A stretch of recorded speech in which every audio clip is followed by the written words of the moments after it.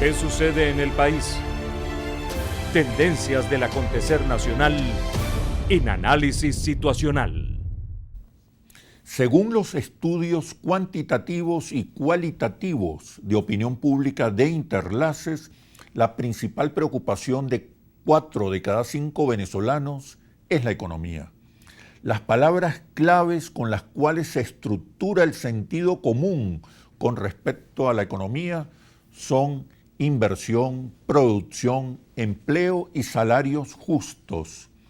El término socialismo productivo es mejor valorado que capitalismo. Se extingue el rentismo petrolero, que todo lo resolvía, y la sociedad se replantea los roles del Estado, el capital y el trabajo.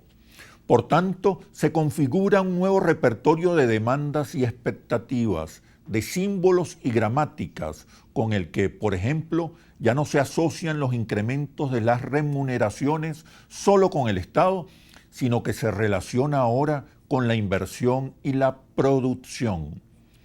En este contexto, la mayoría de los venezolanos hace síntesis y comparten un conjunto de ideas acerca de la economía nacional. 3 de cada 4 venezolanos considera que lo mejor para Venezuela es un modelo económico mixto, donde existan empresas del Estado, empresas privadas y empresas de propiedad social. 7 de cada 10 venezolanos respalda la existencia de un Estado fuerte y protector que regule y conduzca la actividad económica, pero también valora la existencia de un sector privado emprendedor y creador de riqueza. 89% de los venezolanos aprueban la concertación entre el Estado y la empresa privada. El chavismo ganó la batalla hegemónica, es decir, la batalla por el sentido común y las interpretaciones, pero la hegemonía es un sistema en movimiento permanente. En esta nueva etapa de la revolución bolivariana, cuando hay que construir una nueva mayoría, se hace necesario renovar las narrativas y las emociones, sobre todo aquellas que tienen que ver principalmente con el modelo económico y con la oferta de futuro. Para conversar acerca de la situación económica del país, he invitado a Rodolfo Sanz, diputado a la Asamblea Nacional y experto en el exitoso modelo económico de China. Bienvenidos a Análisis Situacional. Recuerde, no basta con estar informado, es necesario, es fundamental análisis situacional.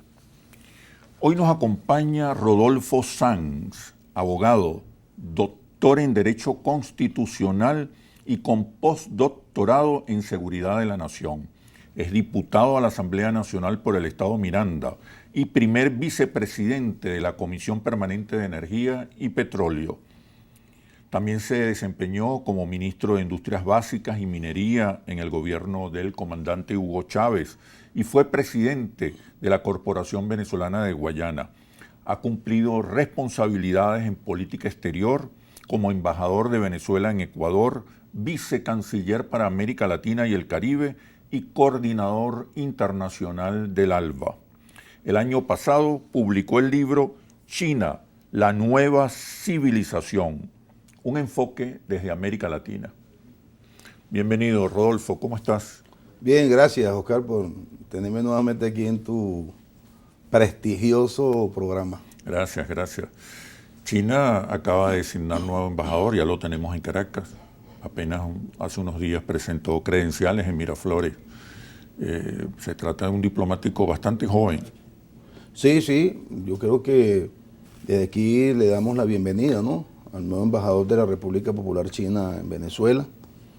Creo que ya había estado aquí como consejero político y sustituye a ese gran amigo, Li Bourong, con quien pudimos estos años establecer una magnífica y excelente relación. Un hombre muy activo políticamente, un diplomático de carrera que supo estrechar más las relaciones entre China y Venezuela. Observo a China con un dinamismo que no conocíamos, un dinamismo sobre todo en el terreno ideológico, cultural, político, más allá de los negocios. observaba que China, su agenda principal era una agenda económica y sigue siendo, ¿no?, una agenda fundamental.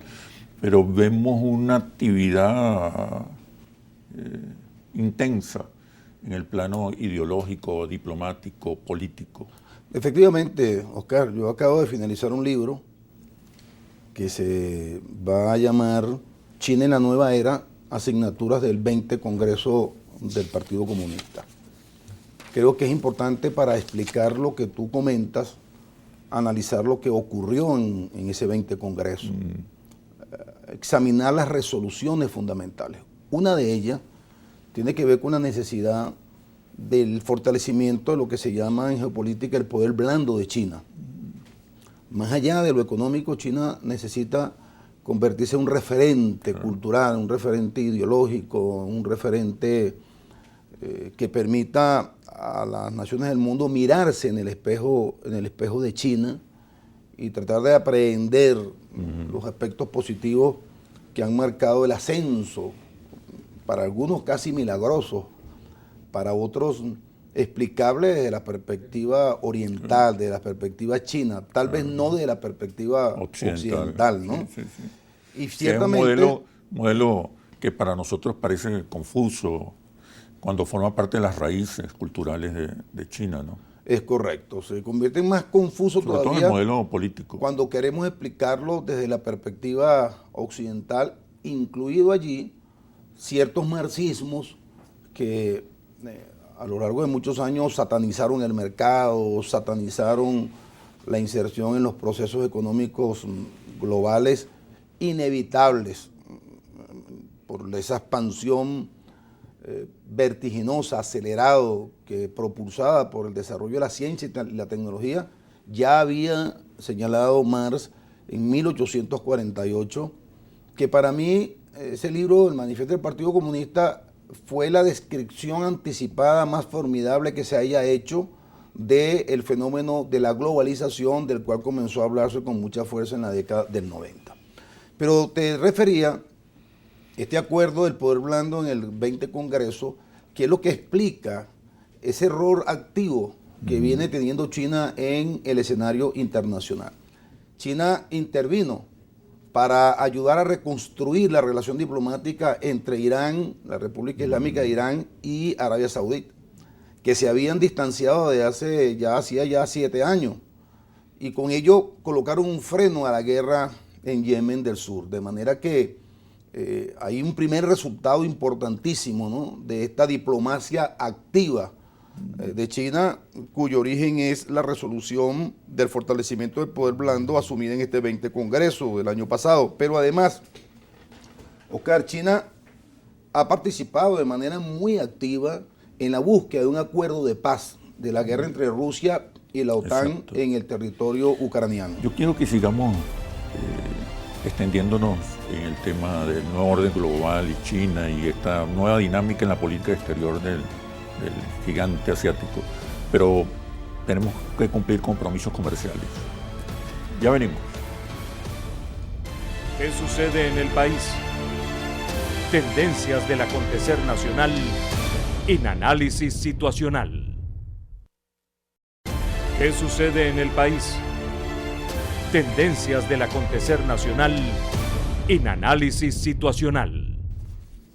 Nos acompaña Rodolfo Sanz, diputado a la Asamblea Nacional, primer vicepresidente de la Comisión Permanente de Energía y Petróleo del Parlamento. Te preguntaba, Rodolfo, sobre este nuevo rol más intenso en política exterior por parte de China. ¿A qué se debe? ¿Cuál es el nuevo orden global que se propone? Se debe al viraje que ha dado China de no solamente difundir por todo el mundo los logros de su modelo económico, ¿no?, su gran ascenso desde el punto de vista productivo, que está hoy de alguna manera, digamos, propulsado también por el proyecto de la ruta de la seda y la franja económica, ¿no? China ha venido penetrando todas las repúblicas de África y parte de Asia, estableciendo acuerdos como el acuerdo de Asia-Pacífico, los acuerdos con las organizaciones económicas de África, y ha generado un impacto económico, en infraestructura, en carreteras, en fábricas, en plantas industriales en África de una manera impresionante, impresionante. Creo que China quiere ir más allá del tema económico, claro, ¿no? Porque a veces a China se le puede percibir como un país con pretensiones imperialistas, se le puede percibir como un país que busca sustituir la vieja hegemonía decadente de Occidente por una hegemonía de Oriente y convertirse China en el nuevo hegemón del mundo, en la gran potencia que pueda ordenar lo que deben hacer y lo que no deben hacer los países del mundo. China necesita despejar esas incógnitas, necesita presentarse como una sociedad mucho más dinámica, como una sociedad tal como ellos lo han apuntado, que no aspira a la hegemonía mundial de la forma clásica, asociada a la dominación, como la ha entendido y la ha practicado Occidente. Y al mismo tiempo poner la cultura china en contacto con la cultura de las otras civilizaciones. China se asume como una civilización peculiar, como se asume Rusia, claro, como una civilización eslava, ¿no? Peculiar, no parecida en nada a la civilización anglosajona y específicamente a todo el constructo civilizatorio de Estados Unidos en los últimos 400 años. Ni a su democracia. Ni a su modelo democrático, ¿no? China necesita justificar ante el mundo su modelo de democracia consultiva, de consulta abierta, de consulta permanente, la forma como se estructura la relación del Partido Comunista con el resto, los otros 9 partidos democráticos que incluso hacen oposición en China, la forma como en la conferencia política nacional se integran un conjunto de fuerzas, de factores que toman las decisiones estratégicas más importantes que ocurren y que orientan el accionar político de China. Es decir, China necesita mostrar al mundo que no solamente es economía, no solamente es mercado, no solamente es recuperación industrial y desarrollo científicos tecnológicos, sino que es una civilización que tiene muchas cosas que aportar al mundo desde el punto de vista cultural, artístico, político y geopolítico. ¿Cuáles son los objetivos de la política exterior china en este momento? Hay varios. De cara al nuevo orden global. Ya te mencioné el fortalecimiento de su poder blando. En segundo lugar, China pretende jugar un rol mucho más activo en los procesos de pacificación del mundo. Porque para China, Oscar, la estabilidad política y la paz, al igual que la identidad nacional, es el principal elemento de su modelo económico. Alguien pudiera decir, bueno, ¿y cómo es eso que un ingrediente de tipo estrictamente político es el principal elemento que permite el desarrollo de un modelo económico? Bueno, porque es que sin paz, sin estabilidad y sin una poderosa identidad nacional, un país que tiene casi 10 millones de kilómetros cuadrados de territorio, una historia milenaria, más de 54 etnias conforman la gran nacionalidad china, sería imposible que pudiera tener la posibilidad de haber hecho el milagro económico que ha ocurrido en China. De manera que este rol activo políticamente para demostrar lo que es China más allá estrictamente del hecho económico. La desdolarización de la economía Después, global. El desarrollo del yuan. El yuan es una moneda de reserva legal del Fondo Monetario. Pero mira, Oscar, en los últimos 3 meses, las transacciones económicas con yuan han aumentado en un 8%. Mientras el yuan sigue subiendo como moneda usada en transacciones comerciales en el mundo, los acuerdos bilaterales de China con Rusia, de China con la India, ahora se suma el acuerdo bilateral entre Brasil como miembro de los BRICS con China para comercializar en sus monedas y establecer a través de sus bancos centrales una especie de caja de compensación.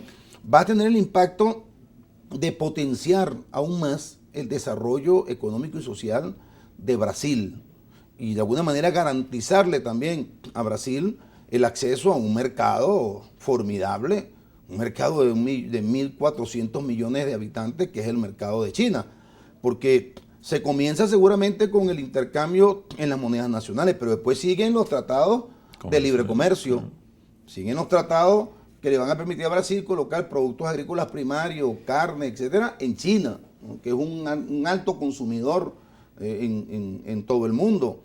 De manera que la expansión del yuan, ¿no?, que ya es una realidad, ya fue parte de las resoluciones del 20 Congreso, van a colocar a China, Oscar, en un estatus superior, porque es difícil que China consolide en los próximos 10 años su rol de potencia mundial si su moneda no alcanza un nivel de transacciones que cada día se vaya aproximando un poco más al dólar y al euro.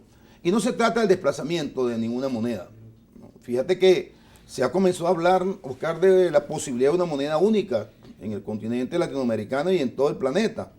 Aquella vieja idea de Keynes, que nuestro comandante Chávez retomó con mucha fuerza cuando planteó el Sucre, cuando planteó la moneda del sur. Bueno, se está retomando con mucha fuerza. En la medida en que el yuan se consolide como moneda y se equipare con el euro y con el dólar, en esa medida se va a obligar a la creación de una moneda global que tenga como fundamento el valor de las monedas de las principales economías del mundo y, ¿por qué no?, de los países también en vía de desarrollo. Es la búsqueda de un nuevo equilibrio, ¿no?, en lo económico y lo político. Es la búsqueda de un equilibrio económico. Y aquí entro en un tema importante. Mira, Oscar, hoy la economía y la política están muy influidas por la geopolítica y por la geoeconomía. Los conflictos que se están desarrollando hoy en el mundo siempre tienen un telón de fondo económico y geoeconómico. En Rusia la energía.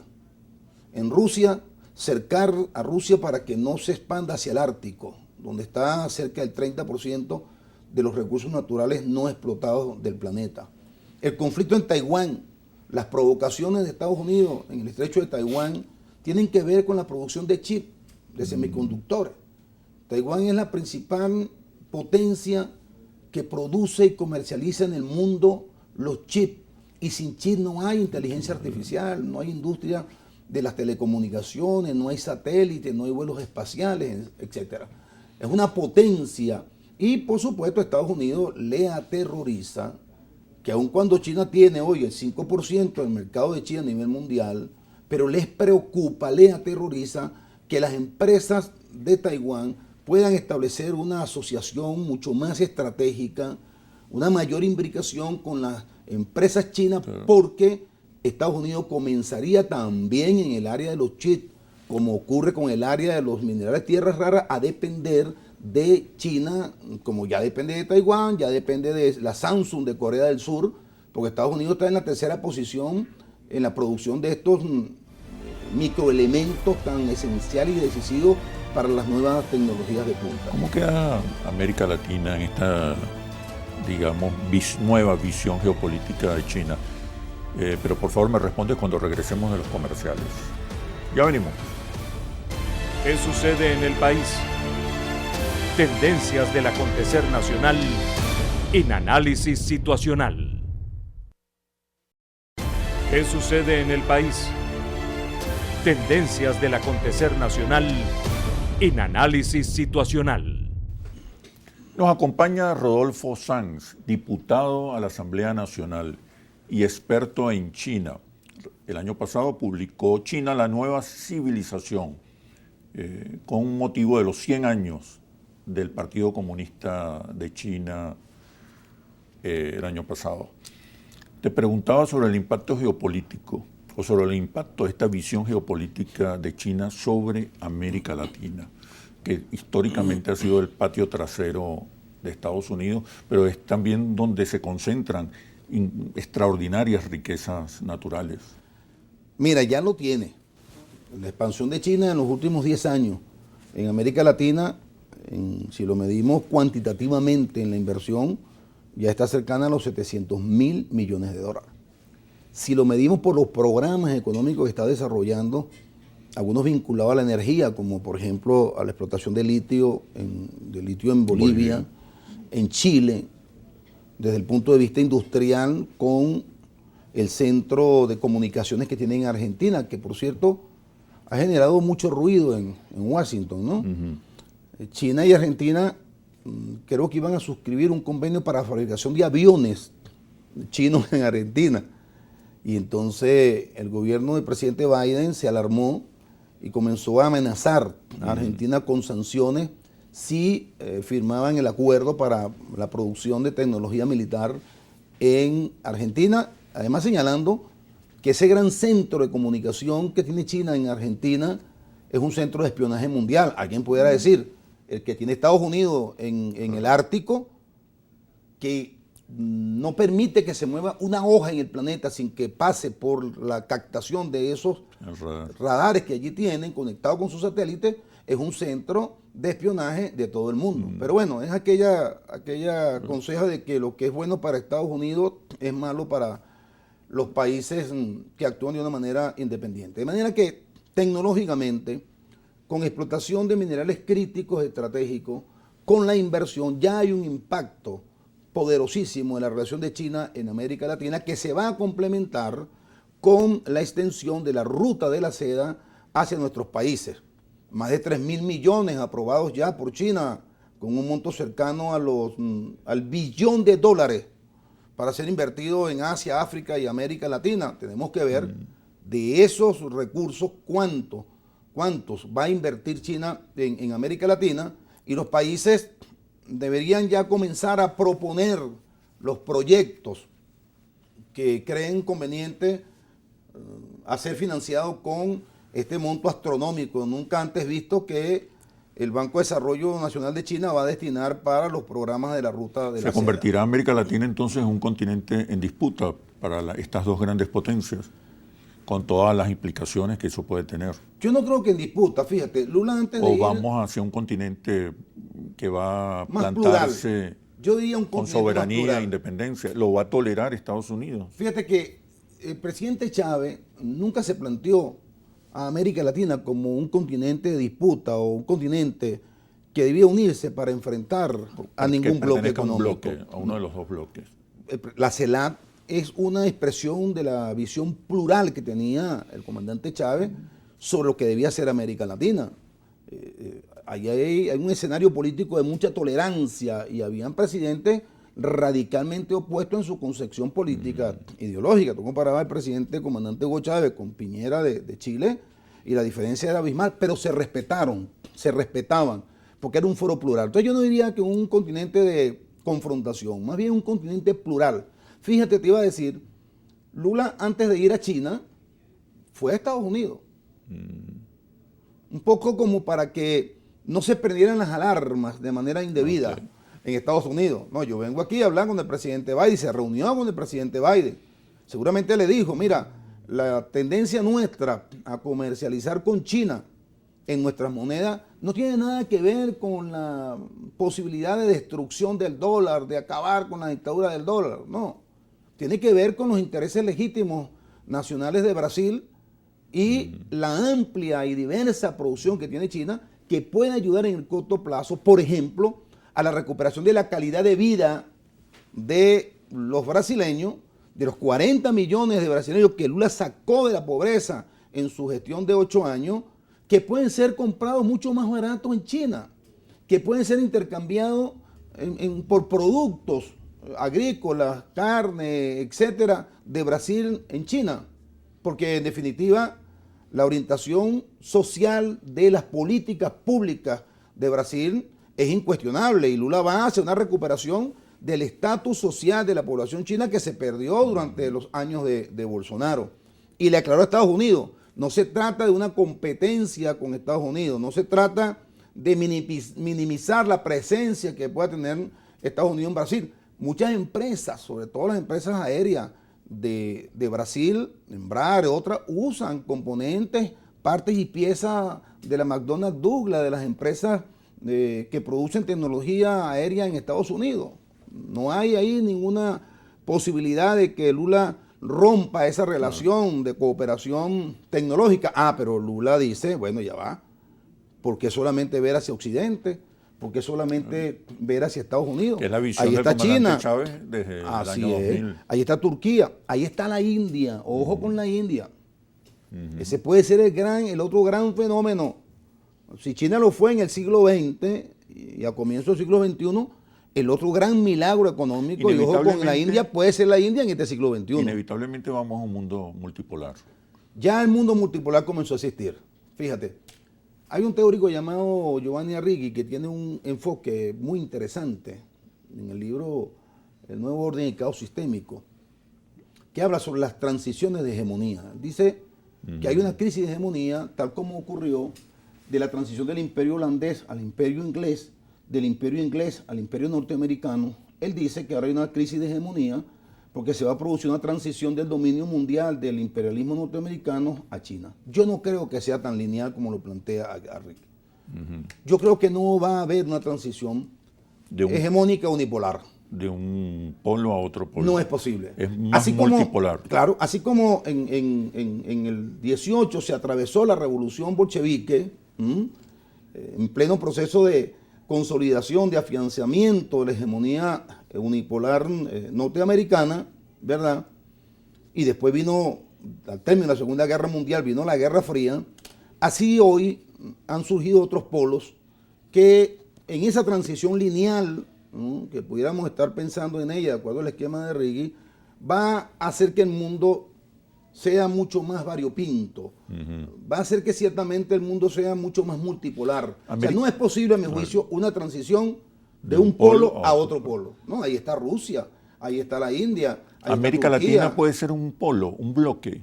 Debería ser un bloque. Debería ser un bloque. Hay ciertas tentativas. Yo creo que el discurso de Lula es revelador, el del presidente Petro. Claro, y es fundamental. Apuntan al fortalecimiento de los procesos de integración. Claro, y es fundamental la presencia de Brasil.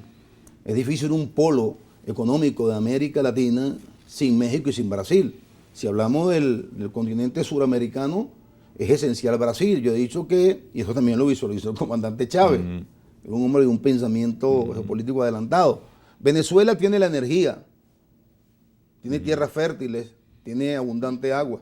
Brasil tiene la tecnología, un desarrollo científico mucho más avanzado que Venezuela. Y Argentina abajo tiene la producción de alimentos, y un desarrollo tecnológico también importante. Por eso el presidente Chávez vio ese eje, Caracas, Sao Paulo, Buenos Aires, como un eje clave para la integración. Y lo ve hacia los lados, Chile, Paraguay, Bolivia, Colombia, viendo más, en el caso de Colombia, hacia el Pacífico. Pues nosotros tenemos una ventaja en Sudamérica. Tenemos los dos océanos. Tenemos países que dan al Atlántico y tenemos países que dan así hacia el Pacífico. Tenemos una ubicación privilegiada, como la ha tenido Estados Unidos. Estados Unidos ha sido una potencia imperial porque, entre otras cosas, está protegido por dos grandes océanos. Por eso desarrolló una fuerza naval tan poderosa como la que ha tenido Estados Unidos, como lo desarrolló el imperio inglés en su tiempo, ¿no? Porque necesitaban proteger sus mares. América Latina tiene esa ventaja. Ya la había visto Bolívar antes que Mackinder, el teórico de la geopolítica inglesa, ese Herland del área vital de Eurasia. Tenemos condiciones privilegiadas en el continente suramericano, y con Brasil yo no tengo ninguna duda de que es posible construir un polo, como lo pensó el presidente Chávez, un polo económico, un polo político plural que pueda ser capaz de competir con lo que hoy representa China, lo que hoy representa Estados Unidos, la Unión Europea y Japón, y lo que va a representar Rusia en buena parte de Eurasia y la India, que viene en un proceso de avance y de expansión en el sureste asiático. Rodolfo, tenemos que ir a una pauta comercial. Quiero que profundicemos un poco en las claves del éxito del modelo económico chino y su impacto sobre las economías progresistas en América Latina, pero cuando regresemos a los comerciales. Ya venimos. ¿Qué sucede en el país? Tendencias del acontecer nacional en análisis situacional. ¿Qué sucede en el país? Tendencias del acontecer nacional en análisis situacional. Nos acompaña Rodolfo Sanz, diputado a la Asamblea Nacional, experto en China. Te preguntaba sobre las claves del éxito del modelo económico chino. ¿Qué es lo que permite, cuál es la visión que permite este desarrollo extraordinario, acelerado de la economía china? Te doy algunos ejemplos. Los estudios de Interlace le preguntan a los venezolanos con qué asocian el socialismo. Y te hablan que el socialismo permite la justicia social, la igualdad, ayudar a los más pobres, la soberanía, la justicia, el respeto, la igualdad como respeto. Le preguntamos por el capitalismo y lo asocian con inversión, recursos, progreso, bienestar material. Le preguntamos cuál de los dos te gusta más y la gente dice una mezcla de los dos. De hecho, hoy la mayoría de los venezolanos define el actual modelo económico de la revolución bolivariana como una mezcla de los dos. Recuerda que son ideas básicas, ¿no? Pero que acercan a la opinión pública hacia tesis fundamentales. Incluso en los mismos estudios sale mejor valorado socialismo productivo que capitalismo. Fíjate tú. Cuando le preguntamos a la gente cómo le llamamos a esa mezcla, te hablan de democracia. Yo creo que el pueblo está dando una serie de lecciones, de señales, y está demostrando una sabiduría, la sabiduría de los pueblos, que es innegable. De hecho, cuando los venezolanos hablan de aumento salarial, de sueldos, de remuneraciones, se refieren ya no al rol del Estado, un Estado postrentista, se refieren hoy más a la inversión, al rol de la inversión y de la producción. Entonces, en este contexto local, ¿cómo evaluar el éxito económico de China? Fíjate, yo creo que el primer elemento que parece banal es que el enfoque del sistema económico chino es un enfoque de economía política. Esto no es un hecho, digamos, que pueda banalizarse.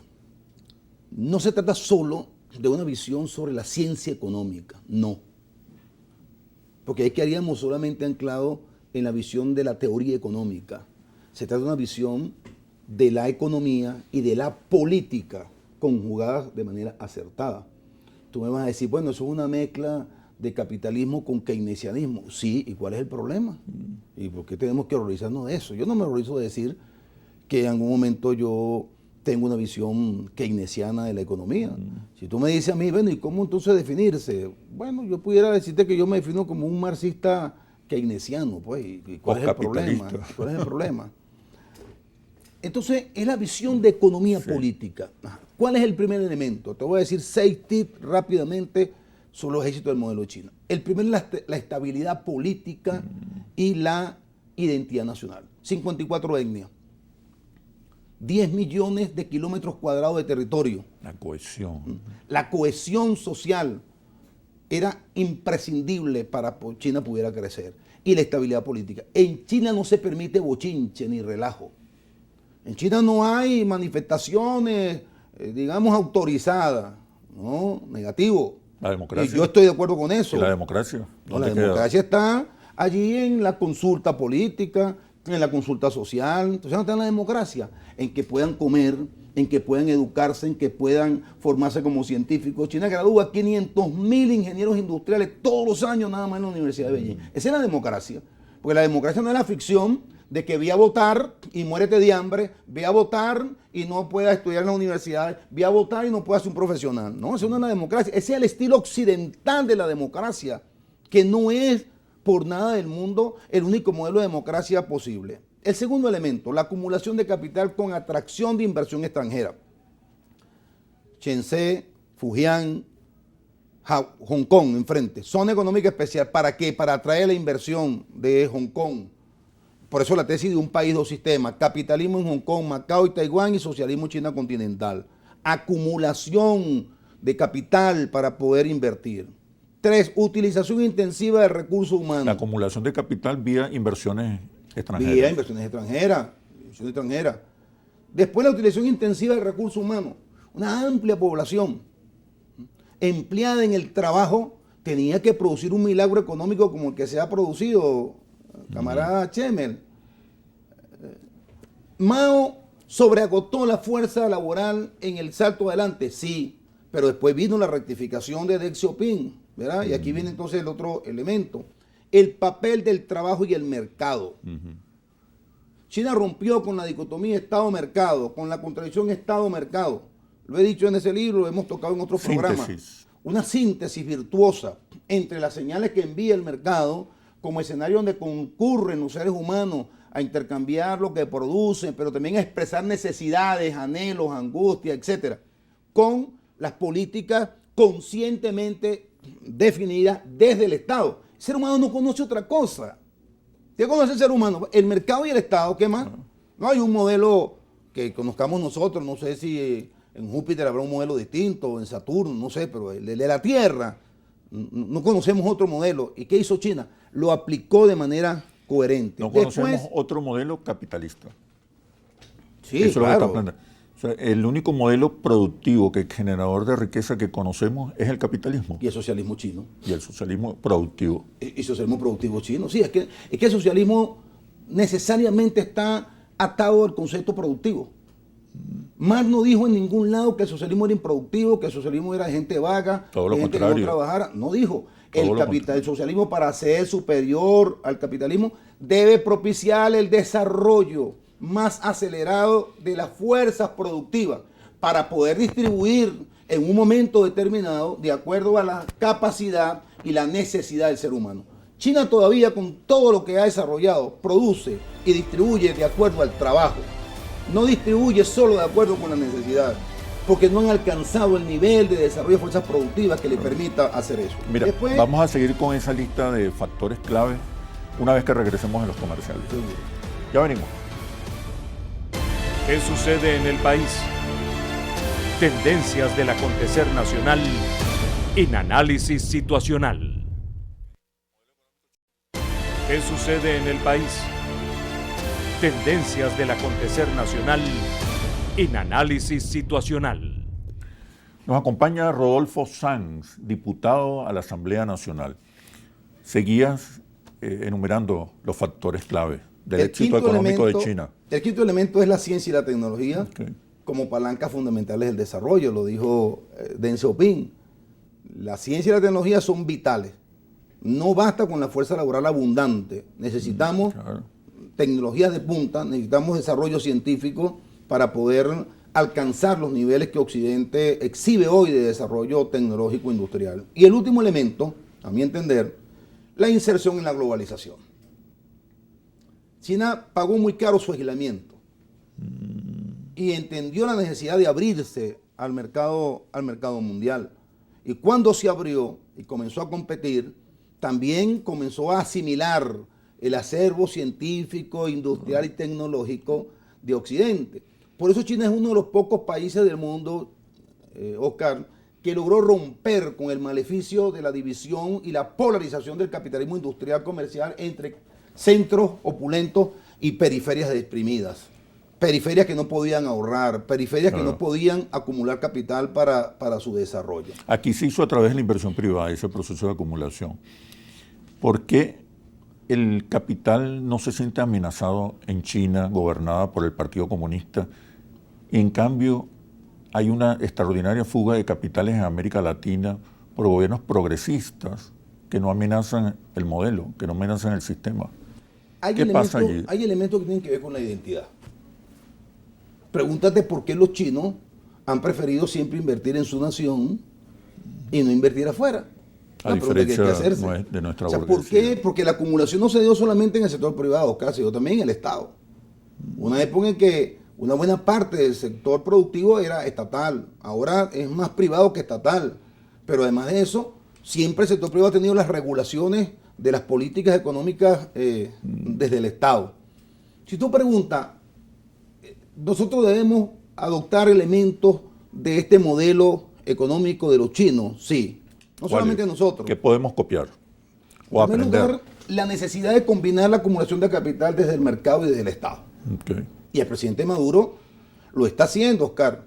¿Que el proceso es lento y puede seguir siendo lento? Sí, porque no es fácil, Oscar, porque no solamente se trata de condiciones materiales, hay también condiciones culturales, subjetivas. La subjetividad cuenta mucho en la economía, como cuentan las expectativas, E ir de un modelo económico rentista, acostumbrado todo el mundo a que la renta fuese el elemento dinamizador para entrar en una economía donde el mercado comienza a jugar un papel importante, no es fácil.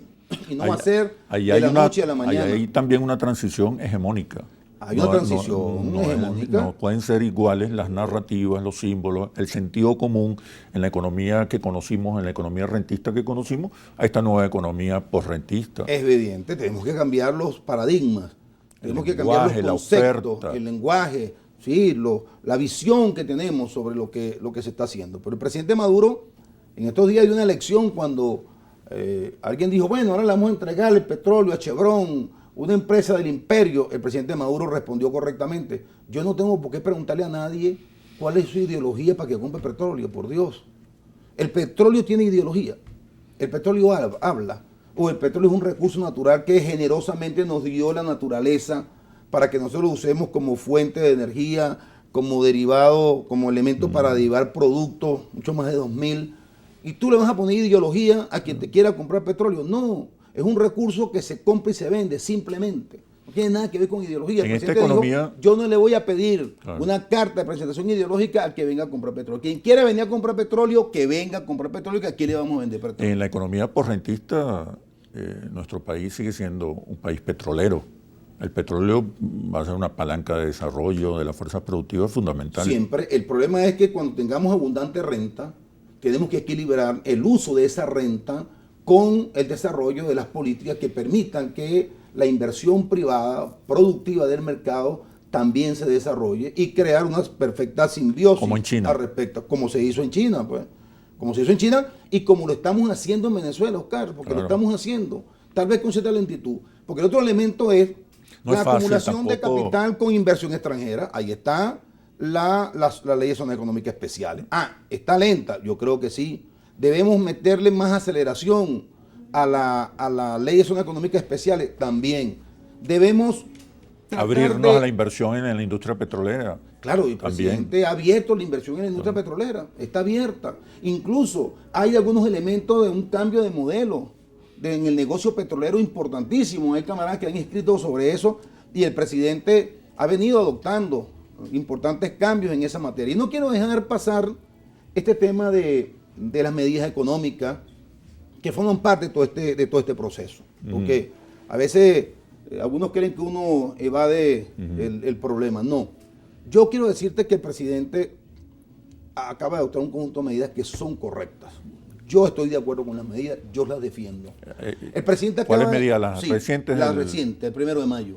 La indexación salarial, por ejemplo. La indexación salarial es un paso extraordinario.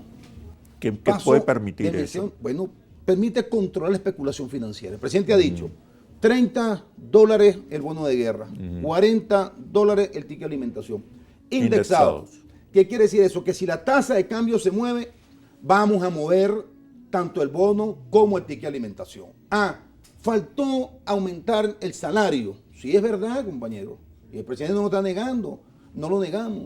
¿De qué se está cuidando el presidente? Y yo creo que es correcto que el presidente vaya con cautela de la inflación y de la hiperinflación. Ha sido positivo que nosotros hayamos controlado la hiperinflación. En hiperinflación no crece económicamente nadie. No es posible. La inflación es el peor impuesto que pueden pagar los pobres en el mundo. Eso lo han dicho muchísimos economistas. Pero además de eso, hemos logrado bajar la inflación. Y de un decrecimiento de menos de 56%, crecimos el año pasado a una tasa de 17 puntos del Producto Interno Bruto. Suficiente para producir un aumento del salario impactante. Todavía creo que no. Hay muchas variables, Oscar, que hay que tomar en cuenta para decretar un aumento de salario sin que impacte la inflación. El nivel de ingreso de petróleo, el nivel de ingreso por minerales, la tasa de inflación, el índice de precios al consumidor. Y creo que el presidente, a mi juicio correctamente, está cuidando que no se vuelvan a producir las mismas expectativas inflacionarias que se presentaron en el pasado y que generaron una inflación que llegó en su cota más alta a 239.000%. De manera que el problema central está en los funcionarios públicos. Central. No quiere decir que los empleados y obreros del sector privado, que van a ser beneficiarios del aumento del ticket de alimentación, no estén también de alguna manera padeciendo los relativos bajos salarios. Pero en el sector privado hay gente que gana 100, 200, 150 dólares de remuneración mensual. Ahora van a tener los $40 de que el ticket de alimentación. El problema se nos presenta fundamentalmente en los trabajadores del Estado y en los jubilados y pensionados. Pero no crea la gente que el presidente Maduro no está consciente de eso. Hay quienes dicen, el presidente Maduro entonces proscribió el salario. No, ya verán.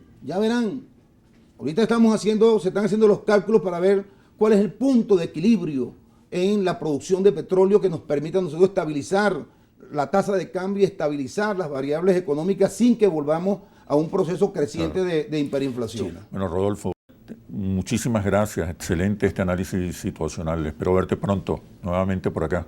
No, gracias por invitarme siempre, Oscar, para ayudar a contribuir con el debate. Es fundamental, es urgente el debate sobre el modelo económico.